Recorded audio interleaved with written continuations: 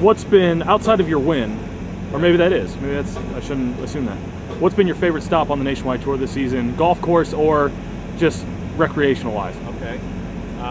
Obviously the South Georgia Classic brings me the best memories, with my wife being there and getting and winning, and her being on the 18th green with me. It was just, you know, a memory that'll be with me the rest of my life. When you play in pro-ams, what's the biggest flaw you see with the amateurs when it comes to their short game, and how could they fix it? Well, usually the advice I get, it depends on what type of player they are, but if they're in the 15 to 25 handicap range, I see them throw a lot of shots around the greens, with a lot of three putts or flub chips or skull bladed bunker shots. So I try to get them to maybe more relax and just, instead of trying to hit a perfect shot, just get it on the green and eliminate that blade or that skull or that chunk. And then when they're putting, they always tend to not read enough break, and they hit it too hard. So they really need to start trying to, on the longer putts, play more break, get it around the hole so they can two-putt. And they'll notice that that'll carry over into the birdie putts, the shorter putts they have, that they underread the putts. And they'll start making more putts when they start hitting the high side of the line. Chipping, like 30, 40-yard shots, that's an area that amateurs don't seem to work on very much. And they really need to, realize it's not a full golf swing. I always see them just swing way too hard, and maybe even and they decel into the ball. It's like a full backswing, and they try to slow down. So working on the 30, 40-yard shots and having it just be a little miniature golf swing helps a lot. And they'll hit it with more height, more spin, and then they'll realize that they can get up and down in some difficult situations and save some shots. What about long game? Same player.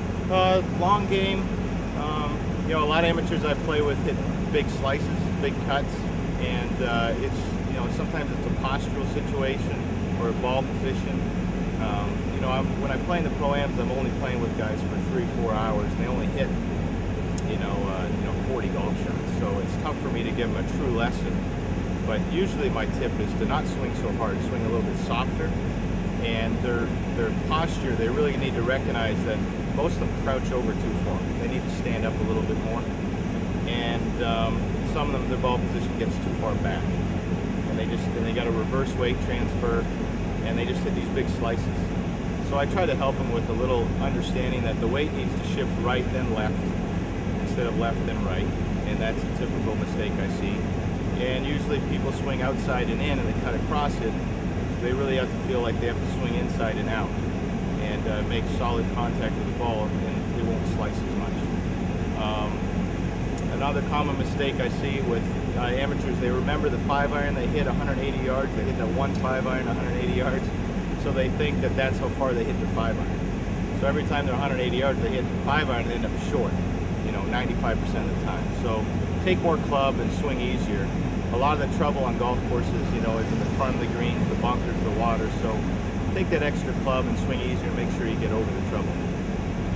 What do you do if, let's say, you start off the round tomorrow and you make a couple quick bogeys? Like, what do you do to try to get yourself back on track to put up a good number for the day? Well, first off, if you're in a good frame of mind, you don't even realize you've made bogeys when you're on the third hole. You're playing the third hole the same way as you and your caddy have decided to play it in the practice round. You stick with your course management, and you play the hole the same.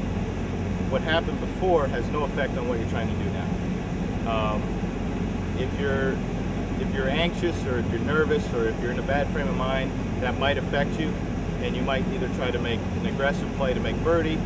Sometimes that comes back to haunt you, and you make another bogey, or you might start thinking negatively.